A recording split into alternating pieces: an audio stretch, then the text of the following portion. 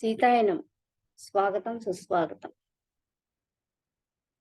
ముందుగా బ్రహ్మర్షి పితామహ పత్రిజీ గారికి హృదయపూర్వక ఆత్మ ప్రణామాలు.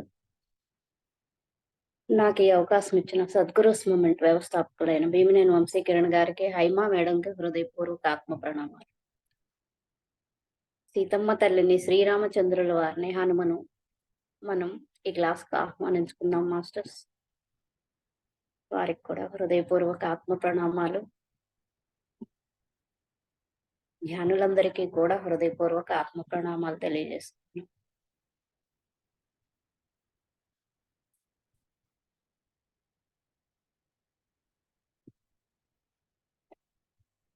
క్రితం మనం సీతమ్మ వారు భూమి దున్నుతూ ఉండంగా అక్కడ రామయ్య వస్తారు, అడుగుతారనమాట. ఎందుకంటే ఆ భూమాతలో మనకి వస్తున్న శక్తిని అమ్మవారు అక్కడ చూస్తున్నారు. అంటే చూడండి, మనకు కావాల్సిన ఆహారం అంతా కూడా భూమి నుంచే వస్తుంది. అదే మనం తిని మనకి ఈ శరీరానికి కావాల్సిన శక్తి అంతా కూడా మనం తీసుకుంటున్నాం. ఆ భూమి ద్వారా వచ్చిన మొక్కల ద్వారా, పళ్ళ ద్వారా, నీరు గాని, మనకు గాలి కావాలన్నా కూడా ఆ భూమిలో ఉన్న చెట్ల నుంచే మనకు కావాల్సిన ఆక్సిజన్ కూడా మనం తీసుకుంటున్నాం. అయితే అదంతా కూడా అమ్మ ఆ నేల తల్లిని చూసి, ఆ శక్తిని చూసి ఎంతో భక్తితోటి, ఎంతో కృతజ్ఞత తెలియజేస్తూ తన చెంపలకి రాసుకుంటుందన్నమాట. అది రాముల వారు దూరం నుంచి చూసి అడుగుతారు ఎవరు అని. మా రాకుమారి అని చెప్తే అంత కృతజ్ఞతలు భూమాతకి తెలపటం. పైగా ఆ నాగలి పరికరాన్ని, అంత పెద్దదాన్ని ఆమె ఎంతో సునాయాసంగా ఆహ్, ఆ భూమిని దున్నటం చూసి ఆయన చాలా ప్రశంసిస్తారనమాట. అలా వెళ్ళిన తర్వాత వాళ్ళెవరు అని అంటే అమ్మకి వెంటనే తనకి ఒక వైబ్రేషన్ వస్తుంది. ఎందుకంటే ధ్యానంలో ఉన్నప్పుడు ఒకసారి తను ఎక్కడి నుంచొచ్చిందో ఆ లోకాలకు వెళ్ళిపోతది. అప్పుడు ఒక స్వరం విని, నేను కలుస్తాను నిన్ను త్వరలోనే అన్నప్పుడు తాను వెనక్కి తిరిగొచ్చి దేహంలోకి ప్రాణం అనేది వస్తుంది. అలా అమ్మవారు ఆ వైబ్రేషన్‌ని గుర్తుపట్టి చూస్తదనమాట. తర్వాత ఎళ్లి ఆ రైతు దగ్గర అడిగినప్పుడు చెప్తారు. ఆ అయోధ్య నుంచి రాకుమారులమ్మ విశ్వామిత్ర మహర్షి యొక్క ఆశ్రమానికి వెళ్తూ అలా గుర్రాలకి నీటి కోసం ఆగారని చెప్తారు. ఓకే అని జెప్పి ఇట్లా అడిగారు మీ గురించి. మా రాకుమార్ అని చెప్పాము.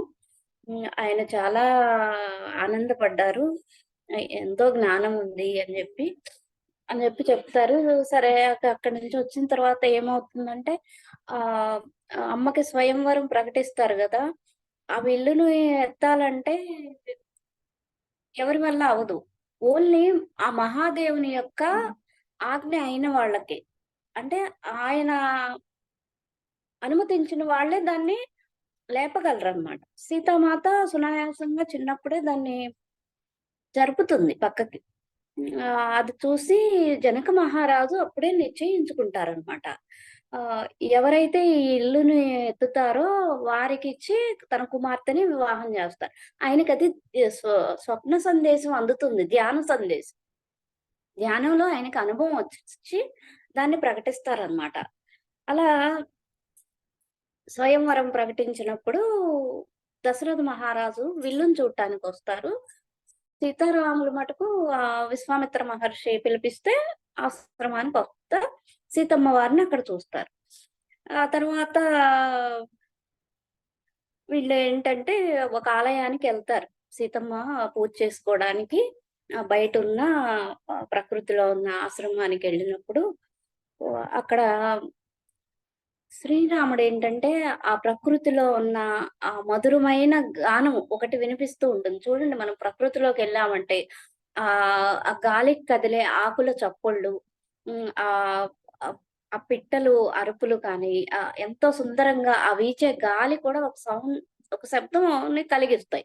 ఈయనకది మధురమైన నాదంలాగా వినిపించి, ఇక్కడికి ఆకర్షింపబడి ఆలయం దగ్గరికొస్తారనమాట. అప్పుడే సీతామాత ఉషారోషణ ఏంటంటే, ఆ పూజకి కావాల్సిన పూలు, పళ్ళు తీసుకొని వస్తే సోమతోటి వస్తది సీతామాత. ఊర్మిళ కూడా వస్తుంది. వీళ్ళ నలుగురు వస్తారనమాట ఇక్కడికి. వచ్చి అమ్మవారు ఏం జేస్తున్నారంటే పూజ చేస్తున్నారు. ఆ పార్వతీమాత. అది శివాలయం అన్నమాట. పార్వతీమాత విగ్రహం ముందు తను హారతిస్తూ పాడుతున్నప్పుడు హఠాత్తుగా అమ్మవారి గొంతులో ఒక మార్పనేది వీళ్ళు గమనిస్తారు.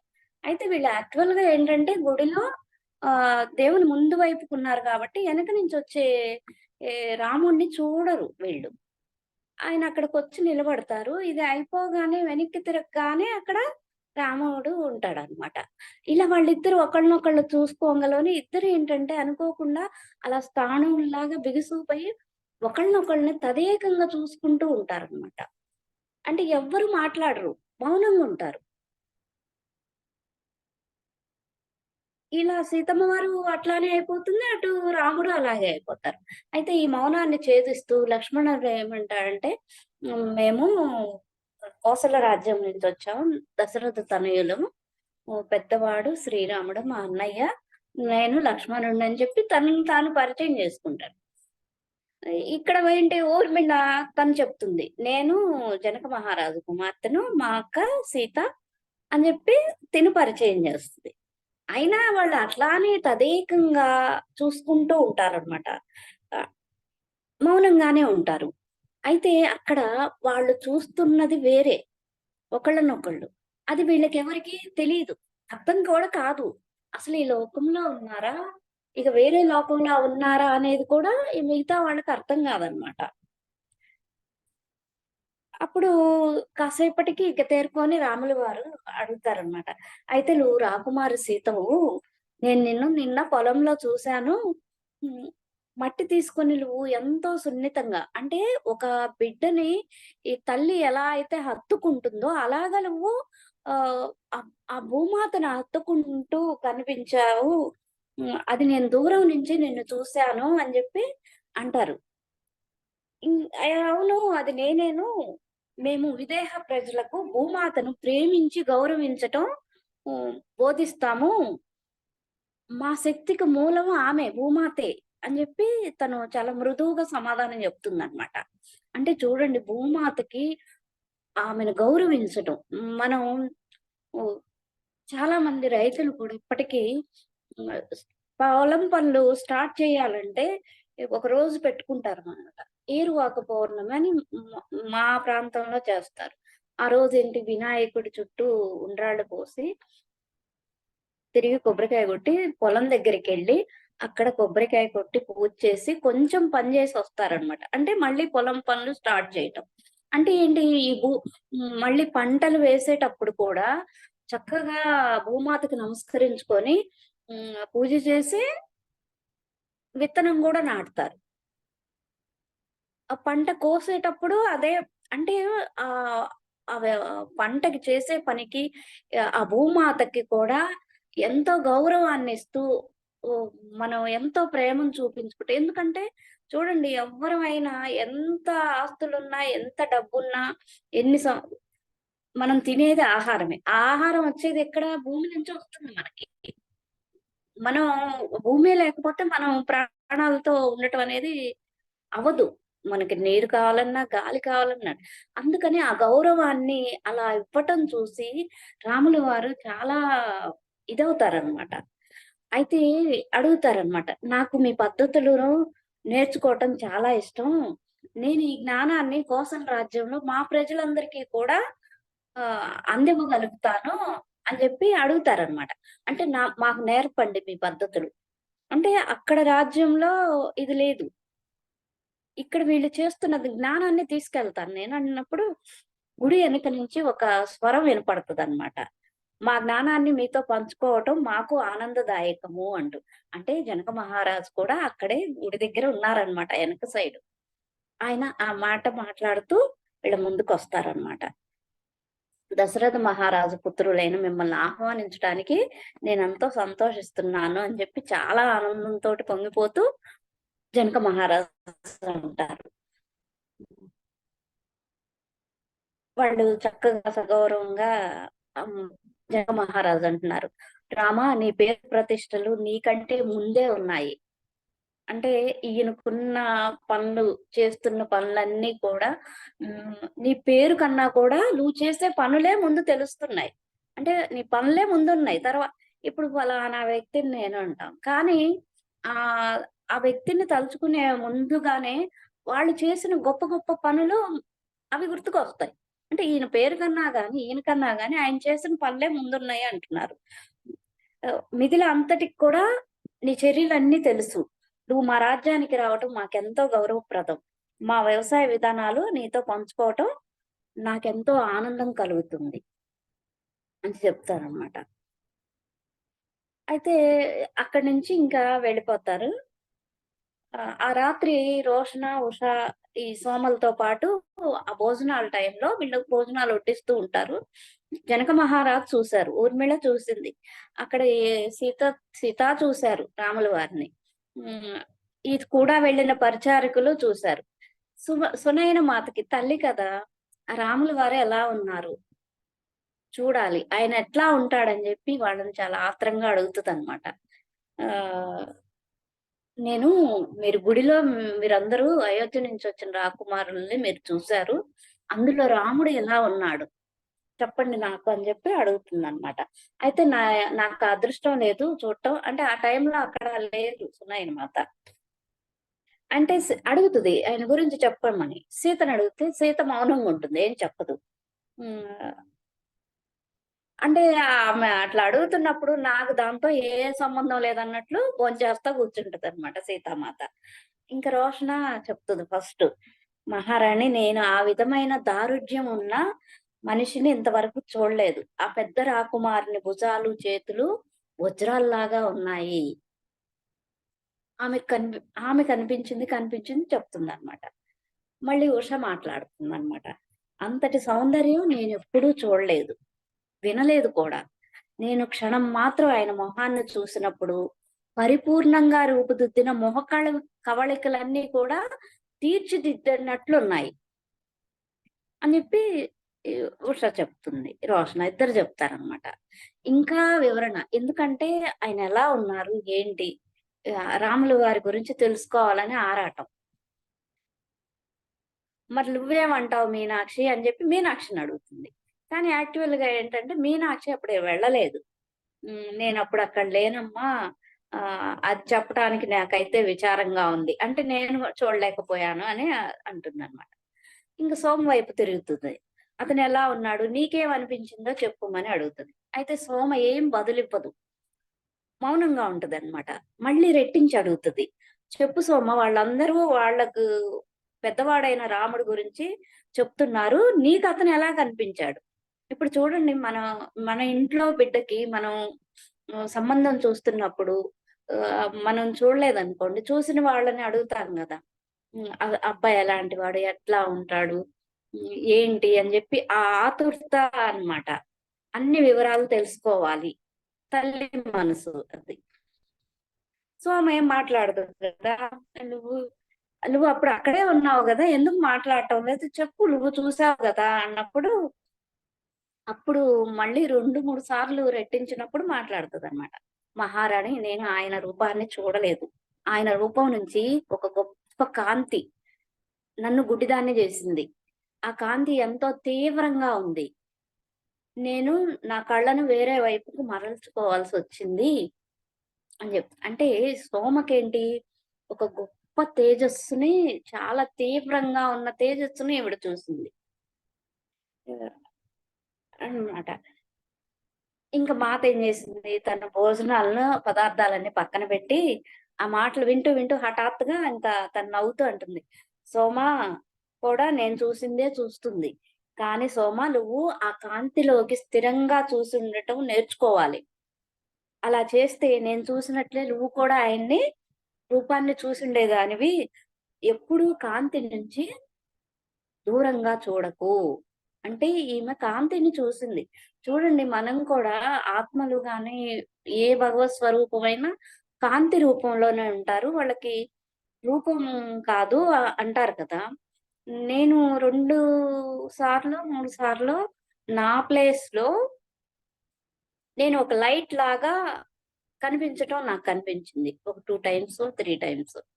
అయితే నేను ధనుర్మాస ధ్యానాలప్పుడు మంచి డీప్‌గా వెళ్ళాను అని పోయినసారి నేను పంచుకున్నాను. వశిష్ఠ మహాముని వీళ్ళందరూ సాధన చేసిన స్థితిలాగా నాకనిపించింది ఎందుకో బయటకొచ్చినాక అని చెప్పాను కదా! ఆ నెక్స్ట్ డే మళ్ళీ హ్మ్. మన జూమ్‌లోనే కూర్చొని ధ్యానం చేస్తున్నప్పుడు ఒక గొప్ప కాంతి అంటే ఒక లైట్ కాదు. తెల్లటి కాంతి. ఎట్లా అంటే పెద్ద లైట్ తీసుకొచ్చి మన ఫంక్షన్‌లలో ఫోటోస్ కోసం పెడతారు గదా! మంచి వోల్టేజ్ ఉన్నది. అంతది మనం ఫేస్ దగ్గర కళ్ళు మూసుకున్నా గూడా పెట్టినా గూడా ఆ కాంతి బాగా కనిపిస్తది గదా! అట్లాగా నాకు కాంతి కనిపిస్తుంది. నాకేంటి నేను కళ్ళు తెరిచున్నానా? నాకేంటి కాంతి కనిపిస్తుందని గట్టిగా కళ్ళు గట్టిగా మూసుకుంటున్నా. అంటే అప్పటికి నాకు బాగా తెలీదు. అయినా గూడా నాకు ఆ కాంతి కనిపిస్తుంది. ఏమైంది? నాకేదో అయింది. నాకేమన్నా అహంకారం వచ్చిందా? అంటే అంతటి స్థితి అంతకు ముందు రోజు పొందాను గాబట్టి, అయ్యో! నాకేమైంది? ఏమైందంటే ఒక 30 మినిట్స్ సేపు ఆ కాంతి అలాగే ఉందన్నమాట.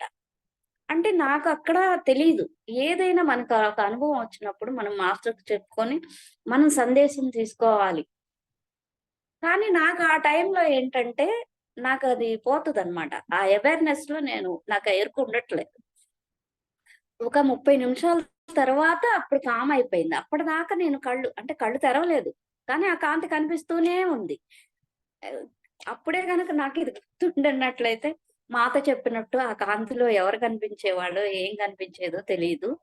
అదొక అనుభవం అయితే నాకు వచ్చింది. అంటే సోమక చెప్తుందనమాట. "నువ్వు ఆ కాంతిలోకి స్థిరంగా చూసినట్లయితే నువ్వు కూడా ఆయన్ని చూడగలిగేదానివి. కాబట్టి దూరంగా వెళ్ళకు. నువ్వు ఇది ప్రాక్టీస్ చేయమని" చెప్తుంది. ఇది మనం గూడా తీసుకోవచ్చు. నేను కూడా తిరిగి ఉండేదాన్నే కాదు కానీ, ఆయన్ని మళ్ళీ చూసినప్పుడు ఏమైందంటే, మళ్ళీ మామూలు మానవ దేహం. ఈ ఫిజికల్ బాడీయే చూసాను మాత. నాకు మళ్ళీ అది అట్లా కనిపించలేదు అని చెప్తుందనమాట. ఆయన్నెలా వర్ణించాలో నాకు నిజంగా తెలీదు. ఆయన శక్తి గురించి రోహన చెప్పింది వాస్తవమే. సోమ చెప్తుందనమాట. సునయన మాత అడిగింది గదా! ఆయన మన మహారాజంతా పొడవలేరు. కానీ ఛాతీ చాలా విశాలంగా ఉండి, ప్రతి కండరము దృఢంగా ఉండి, సౌ ఆయన సౌందర్యం గురించి ఉష చెప్పింది కూడా నిజమే. ఆయన మొహ కవళికలేమో ఎంతో తీర్చిదిద్దినట్లు. అంటే ఎక్కడ ఎలా ఉండాలి, కోటేరు లాంటి ముక్కు ఇట్లా వర్ణిస్తారు కదా! అట్లా తీర్చిదిద్దినట్లున్నాయి. అటు ఇటు కొంచెం ఎక్కువ తక్కువ అట్లా ఏం లేకుండా. పొడవైన, సన్నగా చెక్కినట్లున్న ముక్కు, నిండైన పెదవులు. ఆయన మేని ఛాయ మాత వల్లనే ఉంది కానీ, కొంత బంగారు వర్ణం కలిసినట్లుంది. అంటే మాతేమో తెల్లగా ఉండుంటుంది. నేననుకుంటున్నాను. కానీ అలానే ఉంది ఛాయ. కానీ బంగారు వర్ణం కలిసి. చూడండి వైట్‌లో బంగారు గోల్డెన్ కలర్ అంటారు. అట్లా ఉంది. మళ్ళీ ఆ జుత్తు కూడా నల్లగా ఒత్తుగా ఉండి భుజాల వరకు ఉన్నాయి. ఆయన నడకలో ముద్దాతనం ఉంది. ఆయన కళ్ళు వర్ణాతీతంగా మన మాత కళ్ళు వలె ఉన్నాయి. అంటే వర్ణించటానికి అలవి కానిట్లు ఆ కళ్ళున్నాయి. ఇంకా సీత నవ్వేసి, "సోమ నువ్వు ఆయన బాహ్య రూపాన్ని మాత్రమే వర్ణించావు." అంటే తనకు కనిపించిన ఆ పై రూపాన్ని మాత్రమే లోపల చూడలేదు కదా సోమ. అందుకని అంటుందన్నమాట. కొన్ని నిమిషాలు మౌనంగా ఉండి తర్వాత అంటుంది. ఆయన అలా కనిపించారు. ఎంతో కలుపుగోలుగా. అంటే తను ఆ టైంలో పొందిన అనుభూతిని గూడా పంచుకుంటుందన్నమాట. ఇది బాహ్యంగా. కానీ ఆయన చాలా అలా కనిపించారు. ఎంతో కలుపుగోలుగా అనేక మంది రాకుమారుల్లాగా అంటే అతిశయంతోటి. అంటే నేను రాకుమారుడిని, కోసల రాజ్యానికి అధిపతిని, యువరాజుని అని అట్లా దూరంగా అనిపించకుండా మనకు చెందినట్లుగా నమ్రతగా ఉన్నారు. అయితే ఆయన్ని వర్ణించటం అసాధ్యం. ఇన్ని చెప్పింది కానీ ఆయన్ని పూర్తిగా వర్ణించడం అనేది అసాధ్యమైన విషయం అని చెప్తుందనమాట. ఇంకా సీతామాత ఏంటంటే అంటే ఏంటి అందరికీ దగ్గరగా అందరూ మాకు చెందిన వ్యక్తిగా అంటే వేరే పరాయి వ్యక్తులుగా ఒక దూరంగా అని ఏమి అనిపించలేదన్నమాట. అంటే మాకు చెందిన వ్యక్తినా అన్నట్లు భావన వాళ్ళకి ఆ టైంలో కలిగింది. ఇంక సీత ఏంటి సునయన మాత వైపు తిరిగి అమ్మ ఆయన ప్రతి ఒక్కరికి వేరు వేరుగా కనిపించారు. ఇక నీకు ఎలా కనిపిస్తాడో నువ్వు చూసి తెలుసుకో.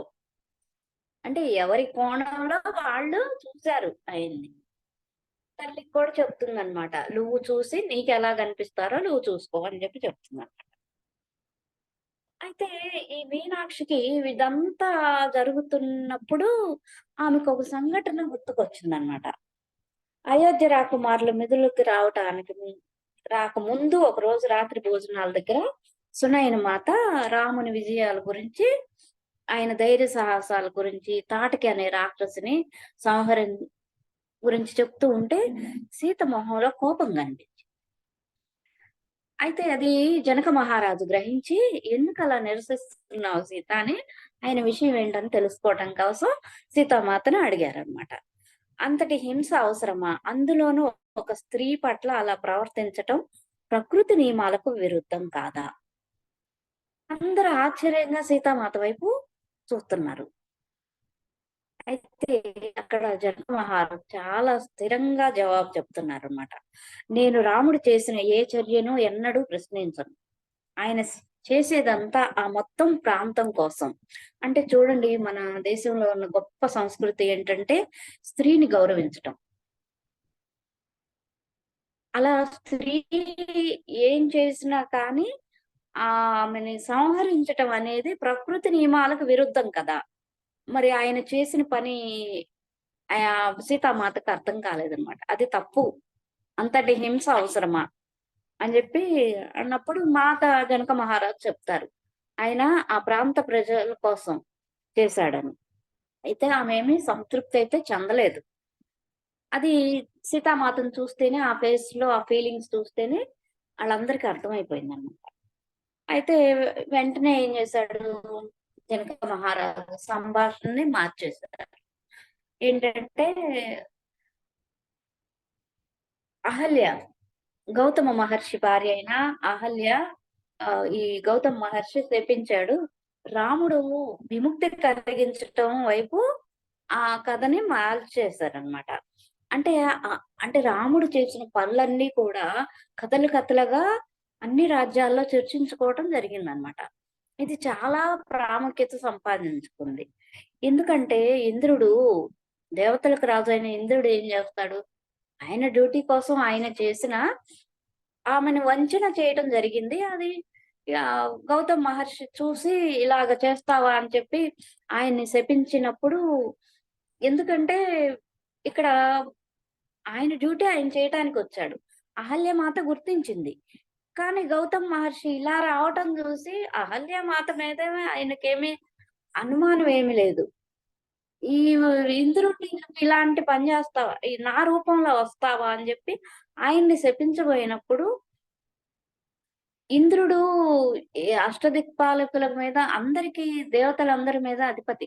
ఆయనకంటూ కొన్ని విధులున్నాయి. అవన్నీ చెయ్యాలి. ఆయన శపించి ఆయన్ని రాయిగా మార్చేస్తే ఆ పనులన్నిటికి విఘాతం కలుగుతుందని అహల్యమాత అడ్డొస్తది.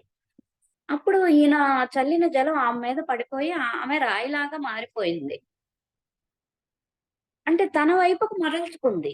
ఏది లోకం కోసం. ఎందుకంటే ఇంద్రుడు ఇంద్రసభ ఉంటుంది. పత్రిజీ గారు ఒకసారి స్పీచ్‌లో చెప్పారనమాట. అక్కడ అంటే ఇక్కడ పనులన్నీ, ఆయన చేస్తున్న కార్యాలు జరుగుతున్నయన్నీ చూసి చాలా అద్భుతంగా ఇవన్నీ జరుగుతున్నాయి. చాలా బావుందని మాట్లాడతారు గదా! అలా మాట్లాడే క్రమంలో పత్రిజీ గారు అక్కడ డిసైడ్ అయింది, ఇక్కడ నిర్వహించబడుతుంది అని. అంటే దాని వివరణ ఒక మాస్టర్ గారు ఇచ్చారనమాట. ఏంటంటే ఇంద్రలోకంలో ఇక్కడ జరిగే కార్యక్రమం కోసం అక్కడ ఆమోద ముద్ర అందరూ కలిసి ఆమోదించి ఈయన పత్రిజీ గారికి సహాయ సహకారాలు అందించటానికి అక్కడ ఇంద్ర సభలో ఇదంతా నిర్ణయించబడిందట. అందరూ కూడా అంటే అక్కడున్న దేవతలందరూ కూడా ఆమోదం తెలిపారు. అంటే ఇది ఇంద్ర సభలో ఇక్కడ పత్రిజీ గారు ఈ కార్యక్రమం, ఈ ఆనాపాన సతిని తీసుకొచ్చి ఎంతో మంది జీవితాలను ఉద్ధరించి, ఎన్నో ఆత్మల్ని ఉద్ధరింపబడుతున్నాయి అంటే, అక్కడ డిసైడ్ అయింది. ఇక్కడ అమలుపరచబడుతుంది అని చెప్పారన్నమాట. అంటే ఆ ఇంద్రుడు చేయాల్సిన కార్యాలన్నీ కూడా ఆగిపోతాయి అని చెప్పి ఆమె అహల్యమాత ఏం చేస్తుంది? తన మీదకి తెచ్చుకుందది. అమాయకురాలైన అహల్య ఏమైంది? రాయిగా మారమని అంటే శపించాడని చెప్పి రకరకాలుగా కథలున్నాయి కానీ, మనకి వంశీ సార్ చెప్పింది ఇది. ఇక్కడ ఏం జరిగింది? విదేహలోని ఏ ఋషికి ఆమె వద్దకెళ్ళి విముక్తి చేసి ధైర్యం గాని, శక్తి గాని లేవు. ఎందుకంటే ఋషులు ఇచ్చిన శాపాలు వృధా పోవు. వాటిని మార్చటం ఎవరి వల్ల కాదు. ఇంకది అలాగా ఆహ్, అయిపో అది జరిగిపోవాలి. అయితే రాముడు తన తల్లి దగ్గరికి ఎళ్ళినట్లుగా ఆమె దగ్గరికి వెళ్ళి, ఆ శాపం నుంచి విముక్తురాలిని చేశారు. అంతకంటే కరుణ వేరే ఇంకేదైనా ఉందా అని చెప్పి జనక మహారాజు చెప్తున్నారనమాట రాముల వారి గురించి. మరి అంతే కదా! రాముల వారి యొక్క చైతన్యం ఆమెను కదిలించి, ఆమెను మళ్ళీ జనజీవనంలోకి రాముల వారు తీసుకొస్తారు.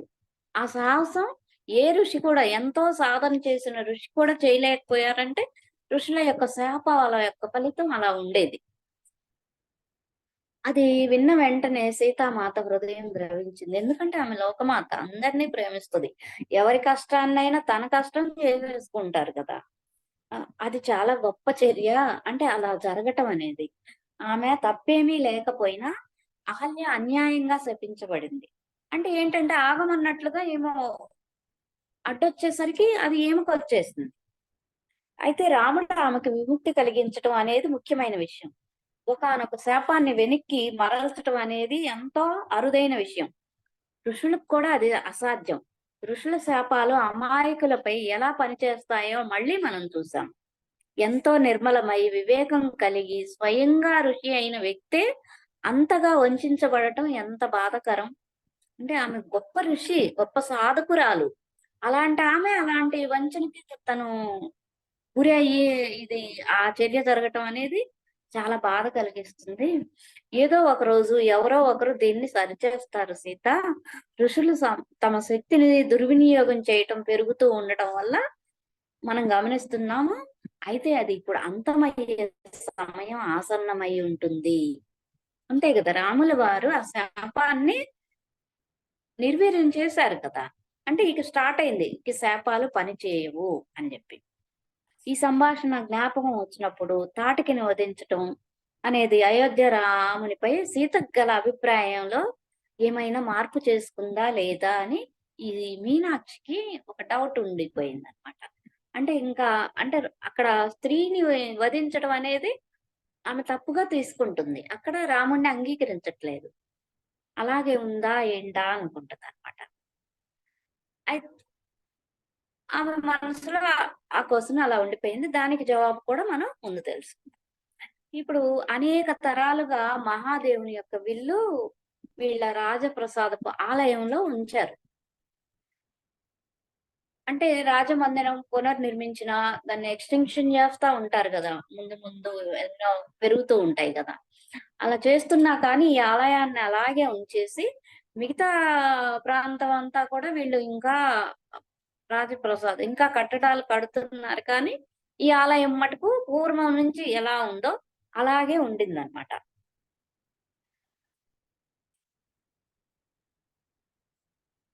ఇక్కడ మీనాక్షి చెప్తుంది గదా! మా రాజ్య చరిత్రలో ఒక భాగం. ఏంటి ఆ భూమి మీద పరశురాముని పని అయిపోగానే వీళ్ళ పూర్వీకులకి ఆయన శివుని యొక్క విల్లిచ్చి దాన్ని వాళ్ళ దగ్గర భద్రంగా ఉంచమని చెప్పి ఇస్తారు పరశురాముడు. ఎందుకు అంటే ఈ విదేహ రాజులకి వాళ్ళ రాజ్యాన్ని విస్తరించుకోవటం, పక్క రాజ్యాల మీదకి దండెత్తి ఆక్రమించుకోవటం గాని, హ్మ్. ఎవరిదన్నా దోచేసుకోవటం అనేది కానీ వీళ్ళల్లో లేదు. అందుకే వీళ్ళు ఆ మహాదేవుని విల్లేంటి ఒకవేళ ఉపయోగించారనుకోండి, శివుని యొక్క విల్లు కాబట్టి విజయం వస్తది. కానీ వీళ్ళ అభివృద్ధి కోసం గాని, లేదా ఇలా రాజ్యాన్ని విస్తరించుకోవటానికి కానీ ఈ విల్లు వాడరు వీళ్ళు. కాబట్టి ఆ విల్లుని ఈళ్ళ పూర్వీకులకిచ్చి దాచమని పరశురాముని పని అయిపోయి వెళ్ళిపోయేటప్పుడు వీళ్ళకిచ్చి ఎళ్తారనమాట. అప్పటినుంచి కూడా ఈ జనక మహారాజు వంశస్థులే ఆ పూర్వీకుల నుంచి కూడా ఆ శివుని విల్లు వీళ్ళ దగ్గర ఆ విధంగా ఆలయంలో ఆరాధిస్తారే తప్ప వీళ్ళు వాడుకోరు దాన్ని అని చెప్పి ఇచ్చినప్పుడు వీళ్ళు అలాగే ఆ ఆలయంలో ఉంచి దాన్ని శివుని యొక్క ప్రతిరూపంగానే ఆరాధిస్తూ వచ్చారనమాట. అంటే ఆ వెండి యొక్క శక్తి ఇక్కడ దుర్వినియోగం అవ్వదు అని చెప్పి. ఆ పరశురాముడు చెప్పి వాళ్ళకిచ్చి ఎళ్తారనమాట. యుద్ధాల మీద ఆధారపడకుండా ధర్మబద్ధంగా నడుస్తుందని ఆయన ముందే చూసి చెప్పి అట్లా ఇచ్చెళ్లారనమాట. అయితే మహాదేవుని విల్లు ఎత్తి ఎక్కుపెట్టగలిగిన వారే సీతకి యోగ్యులు. అలాంటి వ్యక్తే అని జెప్పి ఈయన ధ్యానంలో అది కనిపించి అలా స్వయంవరాన్ని ఏర్పాటు చేస్తారనమాట. అంటే ఈ విత్తు ఈ విల్లుని ఎత్తగలిగిన వాళ్ళే మిథిలా నగరపు ఆభరణమైన సీతను మాత్రమే కాక, రాజ్యపు రక్షణను, వింటి శక్తిని కూడా తీసుకెళ్తారు అని ఆయనకు ముందే తెలుస్తదనమాట. అంటే దాని తర్వాత ఏమవుతుంది? ఈ విదేహ పతనం అవుతుంది. అది తెలిసినా కూడా ఆయన ఎలాంటి ఈ భయం గాని, ఆ బాధ గాని పెట్టుకోలేదు. అంటే జనక మహారాజుకి సీతమ్మ వారు వెళ్ళిపోతారు. వె అంతా వెళ్ళిపోతుంది. అప్పుడు రాజ్యం ఇంక తర్వాత ఎవరు ఉండరు కదా! హ్మ్. తర్వాత కాలంలో ఏంటంటే ఈ విదేహం అనేది ఉండదు. అది ఆయనకి తెలుసు. అంటే కాలానుగుణంగా రాజ్యాలొస్తాయి, పోతాయి. ఈ విదేహం మటుకు ప్రపంచానికి ఎంతో దోహదం చేస్తది. అయితే భవిష్యత్ నాగరికతలకు పునాది వేయటం దాని గమ్యం గాదు. ఆయనకది తెలిసినా సరే వేరే ఆలోచన, శ్రద్ధ పెట్టకుండా ఆ ఉన్నదాన్ని ఉన్నట్టు అంగీకరించారు. అంటే తర్వాత నా రాజ్యం ఏమైపోతుంది? నా రాజ్యం ఎలా అభివృద్ధి చెందుతది? అదంతా పోతది, నాశనం అయిపోతదని తెలిసినా కానీ, ఆ రాబోయే దాన్ని అంగీకరించాడు. ఇప్పుడు చూడండి మనకి ఈ ఆనాపానసతిలో మనకి ఉన్నదాన్ని అంగీకరించి జీవించండి. మన చుట్టూ ఉన్న పరిస్థితులను గాని, మన జీవితంలో వచ్చే ఒడిదుడుకులు ఎన్నెన్నో వాటిని మనం అంగీకరించకుండా పోరాడుతున్నాం. ఆ పోరాటం వల్ల ఏమవుతుంది? మన ఆరోగ్యం దెబ్బతింటుంది. మనం కుటుంబం అంతా కూడా చిందరవందరగా ఉంటుంది. ఈ మనశ్శాంతి అనేది ఉండదు. ఈ వచ్చిన పరిస్థితి ఇది నాదే. అంటే నాకు ఇవ్వబడింది అని చెప్పి దాన్ని అంగీకరించినప్పుడు, దాని ఫలితం మనకి గతంలో మనం ఇచ్చిందాయే మనకి తిరిగొస్తుంది అన్న సత్యం తెలుసుకొని దాన్ని అంగీకరించినప్పుడు ఏమవుతుంది? మనకి ఆ సమస్య ఉంటుంది. కానీ అది బాధించదు. ఆ సమస్య కూడా చిన్నగా సాల్వ్ అవుతది. ఎప్పుడైతే పశ్చాత్తాపం, పరివర్తనలోకెళ్ళి ప్రాయశ్చిత్తం చేసుకుంటామో, ఆ కర్మ కూడా మనకి ఇది కర్మ కూడా కాదు. మనం ఆ మాట కూడా మనం ఇంక మాట్లాడకూడదు. ఎందుకంటే అది శిక్షణ. గతంలో మనం ఇచ్చింది. అది మనం తీసుకొని ఇప్పుడు ఒకళ్ళని బాధ పెట్టాము. బాధ పెట్టినప్పుడు ఆ వ్యక్తి బాధను అనుభవిస్తాడు. అది మనకి బాధ తెలీదు. అది మళ్ళీ మనం తిరిగి తీసుకున్నప్పుడు, ఆ బాధను అనుభవించినప్పుడు మాత్రమే ఆ వ్యక్తి పడ్డ బాధ అనుభవంలోకొచ్చి చూడండి మనకు అనుకోకుండా మనం ఏమనుకుంటాం, పెద్ద కష్టమో, నష్టమో ఏదో వస్తది అనారోగ్యమో ఏదో. ఆ బాధలో ఏమనుకుంటాం, ఈ కష్టం ఇంకొకళ్ళకి రాకూడదు. మన శత్రువుకి కూడా రాకూడదని కోరుకుంటాం. అంటే ఏంటి ఇక్కడ ఆ బాధ అంత బాధ ఇంకొకళ్ళు అనుభవించకూడదు.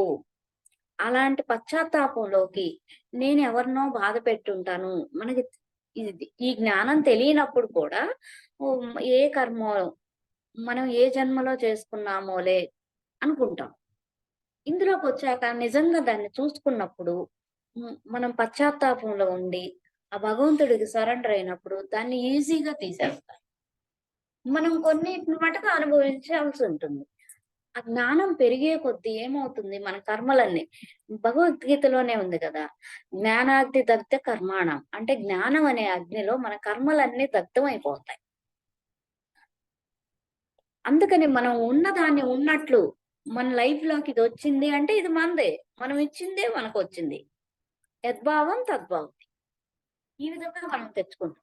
అది వ్యాకుల చెందకుండా చూడండి, జనక మహారాజు తన రాజ్యం విచ్ఛిన్నమైపోతుందని తెలిసినా ఆయన దాన్ని అంగీకరించేశాడు. తను ముందే చూసుకున్నారు. కానీ దానికోసం ఆయనేమి ఆరాటం చెందలేదన్నమాట. ఇది మనం నేర్చుకోవాల్సింది. ఇంకా స్వయంవరం సమయం వచ్చింది. ఆర్యావర్తం నుంచి రాజులు, మహారాజులు అనేక మంది దానిలో పాల్గొనటానికి వచ్చారు. అయితే ఇక్కడ మీనాక్షియే మనకిదంతా చెప్తున్నారు. ఏంటంటే వీళ్ళందరూ కూడా వాళ్ళకి కావాల్సిన సౌకర్యాలు, వాళ్ళకి కావాల్సిన ఆ టైంలో ఎంతో మందొస్తారు కదా! వాళ్ళకి ఎన్నో సౌకర్యాలు ఏర్పాటు చేయాలి. ఆ పనుల్లో చాలా బిజీగా ఉండి, ఏంటంటే వ్యక్తిగత అవసరాలు, వీళ్ళేదో సీతామాతకి ఏదైతే చేయాల్సి ఉందో పనులు, ఆ టైంకొచ్చి చేసి ఎళ్తున్నారు. అంటే అమ్మతో ఎక్కువ టైము వాళ్ళు ఉండటానికి వీల్లేదు. ఎన్నో పనులున్నాయి గాబట్టి. అయితే ఆ టైంలో చూసినప్పుడు సీతామాతలో ఎలాంటి తప్ భావాలు కనపడవు. ఆమె చాలా నిశ్చలంగా, ఎలాంటి ఒత్తిడికి గాని, ఆందోళన గాని, ఎక్సైట్‌మెంట్ ఉంటుంది గదా! అలాంటివేమి ఉండవనమాట. అంటే నాకేం సంబంధం లేదు దీంతో అన్నట్లుంటది. జరిగేదాన్ని చూస్తూ ఉన్నట్లు. అయితే వీళ్ళకి తెలుసు. ముందే ఇయన్నీ చూసి రాముల వారే సీతమ్మకు భర్త అని జెప్పి తెలిసినా కానీ, కాకపోతే చూడండి మనకు కూడా కొన్ని సందేశాలొస్తుంటాయి. చూస్తూ ఉంటాం. మనకు ఇది కరెక్ట్ అనిపిస్తది. కానీ మన లైఫ్ ఫిజికల్ మైండ్‌కొచ్చేసరికి, ఈ ఫిజికల్ బాడీ తోటి ఏంటంటే, ఇది జరుగుద్దా? జరగదా? అనే ఉత్కంఠ మనకుంటుంది.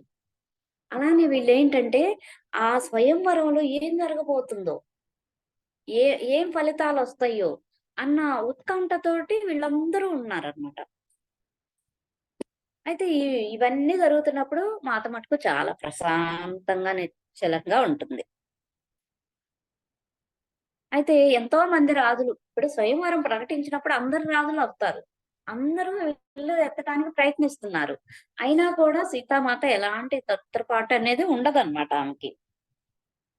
ఆమె చాలా నిర్వికారంగా ఉంది. అక్కడ ఆ టైంలో. అంటే మీనాక్షి అక్కడ ఉంటుంది.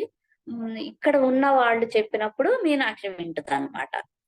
రాముడు విల్లు ఎత్తి పెట్టినప్పుడు కుటుంబం అంతా, అంటే రాముల వారు ఒక్కళ్ళే, ఏమైంది మహాదేవుడి యొక్క ఇచ్చ ప్రకారమే ఏదైనా జరుగుతుంది. ఆయన అనుమతించిన వాళ్ళే ఆ విల్లుని ఎత్తగలరు. రాముల వారు ఒక్కళ్ళే ఎత్తుతారు. అప్పుడు ఆ కుటుంబ సభ్యులు అంటే అందరూ కూడా చాలా అంటే ఎవరైతే వీళ్ళు రాముడు కరెక్ట్ అని అనుకున్నారో, ఆ రాముల వారే ఎత్తారని చెప్పి చాలా హ్యాపీగా, ఒక భారం దిగిపోయినట్టుగా కుటుంబ సభ్యులందరూ ఉంటారనమాట. అయితే రాములు వారు చెప్తారనమాట. రాకుమారి సీత ఆ ఫలితాన్ని అంగీకరించిందా?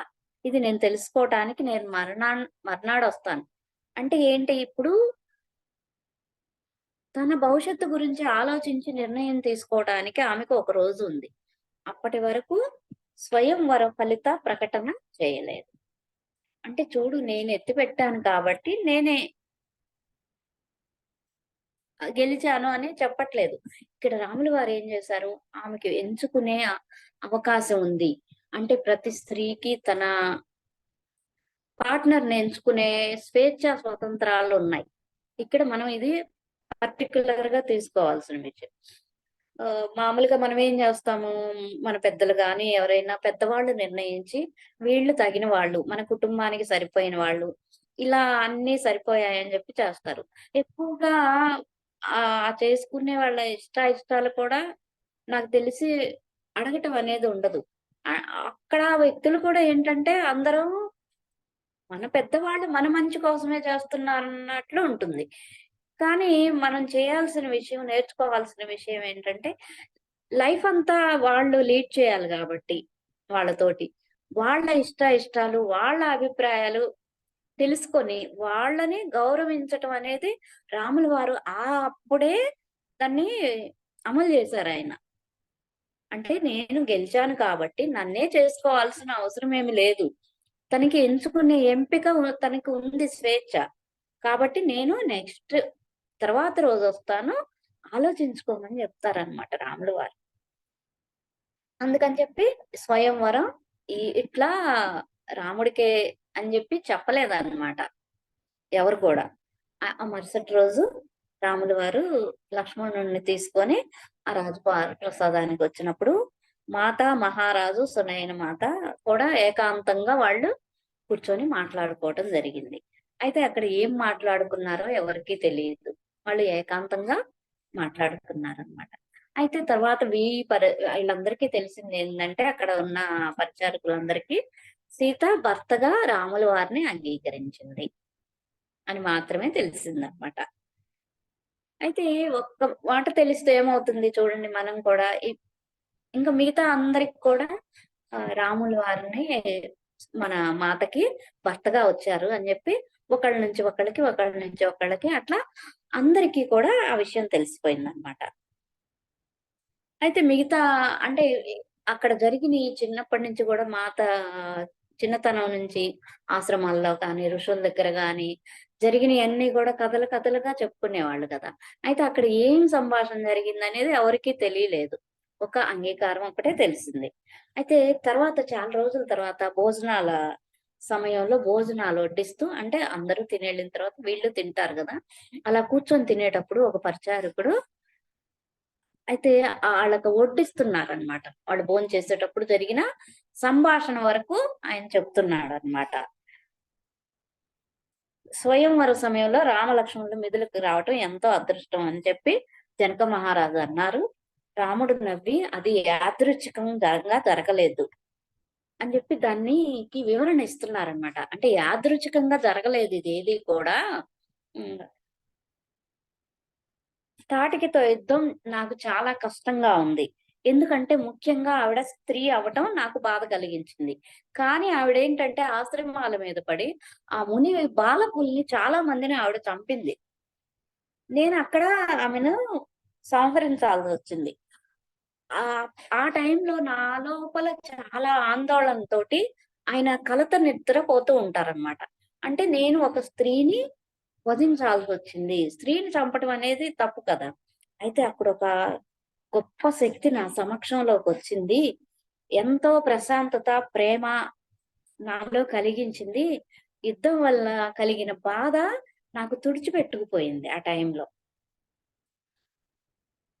ఆ శక్తి ఒడిలో, ఆ చేతుల్లో నేను హాయిగా నిద్రపోయాను తర్వాత. మర్నాటి ఉదయం నేను లేచి చూసేసరికి ఈ నాకు అవును రాత్రి జరిగిందంతా నిజమా? ఒట్టిదా? ఒక ఊహలాగా వచ్చిందా? ఇప్పుడు చూడండి మనకి ధ్యానంలో కానీ, ఈ మనకెన్నో అనుభవాలొస్తుంటాయి. ఇది నిజమేనా అనే డౌటొస్తది. అట్లా రాముల వారు గూడా ఏంటంటే, ఇది కలా నేను ఊహించానా అనుకుంటారు. అయితే ఈ మిథులకు వచ్చేటప్పుడు, దగ్గరగా వచ్చేటప్పుడు మళ్ళీ ఏ అయి ఏ శక్తినైతే నేను ఆ సమక్షంలో ఎంతో సేదతీరింది, అది మళ్ళీ నాకు వస్తుంది. అంటే మిథుల్లోకొచ్చేటప్పటికి అది మళ్ళీ అనుభూతి అవుతుందనమాట.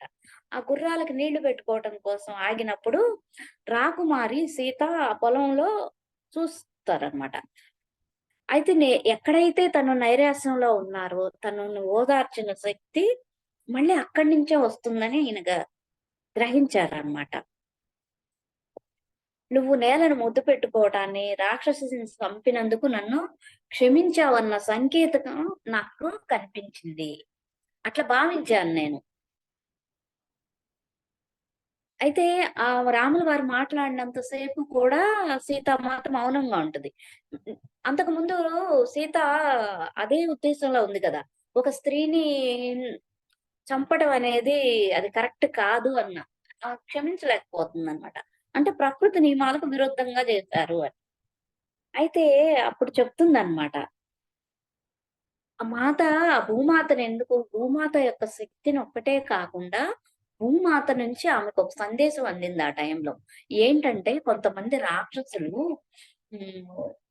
ఒక ధీరులొచ్చి సంహరించేటప్పుడు తప్పించుకోవటం కోసం వాళ్ళు స్త్రీ రూపాలను ధరిస్తారట. రూపమేమో స్త్రీది. కానీ వాళ్ళు పురుషుడే. అంటే ప్రకృతి. స్త్రీ కావచ్చు, పురుషుడు కావచ్చు. మొదట మీరు కానీ మీరు అట్లా చంపి మీరేం మోసగించలేదు. విన్నప్పుడు మటుకు నాకు బాధ కలిగిన మాట వాస్తవమే.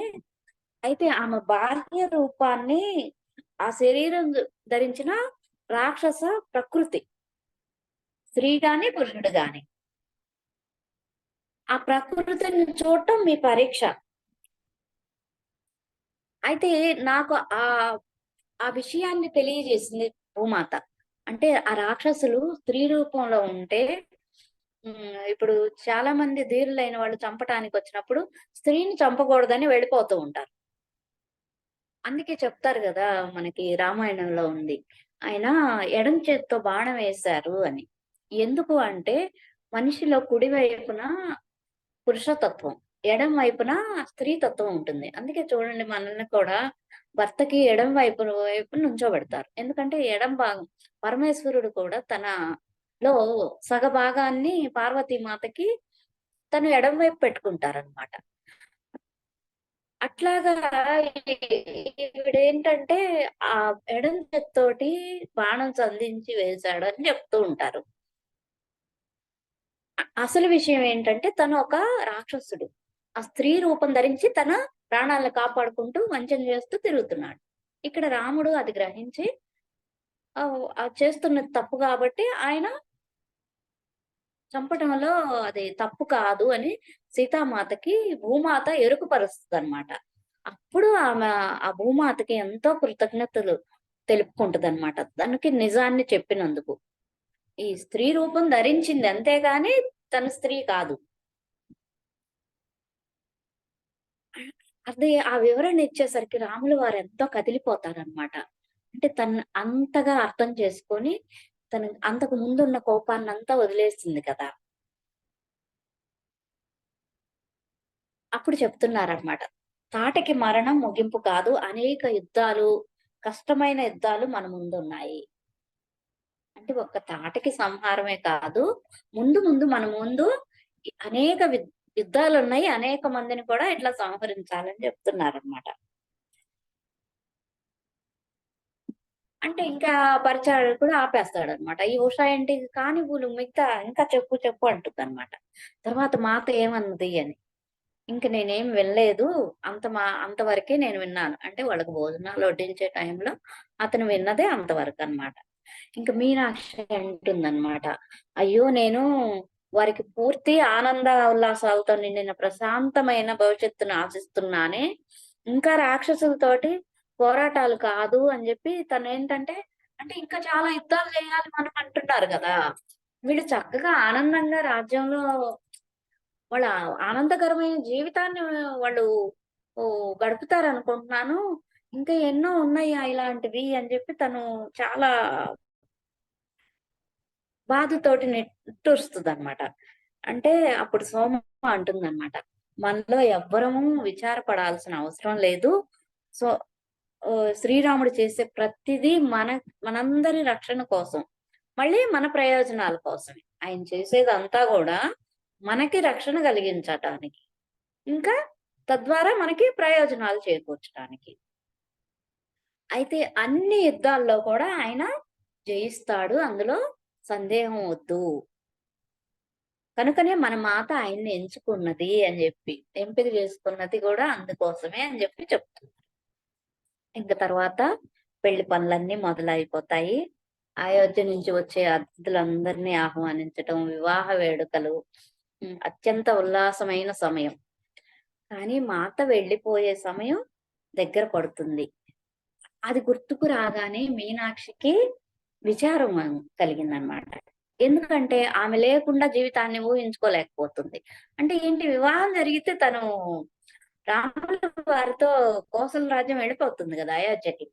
అంటే ఇంక తర్వాతంతా ఏంటి, ఇంకా జనక మహారాజేమో దీర్ఘ ధ్యానాల్లోకెళ్ళిపోతారు. సునయన మాత ఈ రాజ్య వ్యవహారాలన్నీ చక్కబెడుతూ ఉంటుంది.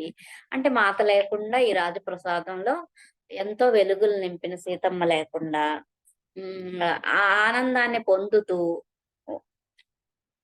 పొందలేము ఇంకా అని చెప్పి చాలా విచారంతోటుంటదనమాట. సరే ఓకే. ఇక ఈ లైఫ్ ఇంక తర్వాత అలా ఉంటుంది. దీన్నే జీవించాలి అని ఎప్పుడైతే తను ఆ అంగీకారానికి వచ్చేసి, దాన్ని అంగీకరించేసిందో, ఒక కొత్త ద్వారం మళ్ళీ తెరుచుకుంది. తర్వాత మనం నెక్స్ట్ వీక్ చెప్పుకుందాం. చూడండి యాదృచ్చికము అంటారు కదా! కానీ కానే కాదు. లాస్ట్ టైమ్ చెప్పుకున్నప్పుడు కూడా కరెక్ట్‌గా నవ రోజే వచ్చింది. సీతమ్మ వారి కళ్యాణం. ఇప్పుడు కూడా చూడండి రేపే కళ్యాణం. ఈ రోజే మనం జెప్పుకున్నాం. ఆ మాత యొక్క ఆశీస్సులుగా నేను భావిస్తున్నాను. Thank you masters. Thank you.